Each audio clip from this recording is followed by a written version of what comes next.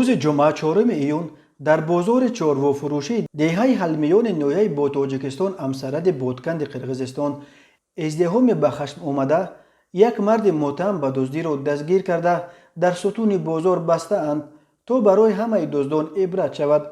در ویدیویی که در شبکه‌های اجتماعی از جمله در تلگرام کانال بخش قرقیزی خبرگزاری سپوتنیک نشر شد دیده می شود که مردم یک مرد را به نزد ستون آورده می بندند و ازدهام این صحنه را تماشا می کند و ده ها نفر به نوار می گیرند. ریاست کارهای داخلی ولایت بودکن گفته است که روز 4 ایون در بازار چارو فروشی بایمون بوتر یک حادثه دزدی ثبت شده است.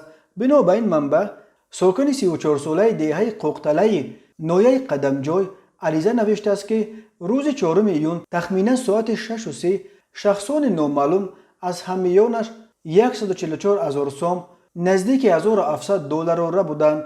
پلیس گفت با گمان صادر کردن این جنایت 2 نفر ساکنان 29 و 38 ساله دهه قرقلچه ولایت اوش دستگیر شدند. پولهای دزدیدهشان را به صاحب پول برگردانیدند.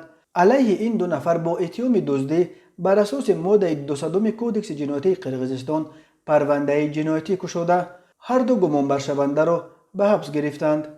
چنین حادثه‌های خودسرانه جزا دادن افراد متهم در جنایت‌ها از جمله برای دزدی در دیگر گوشه‌های آسیای مرکزی نیز در گذشته مشاهده شده است. از جمله قبلا درباره چند مورد در دیوار بازارهای ازبکستان آویختن یا از سوی ازدحام لطوکوب کردن افراد متهم به دزدی ویدیوها نشر شده بود.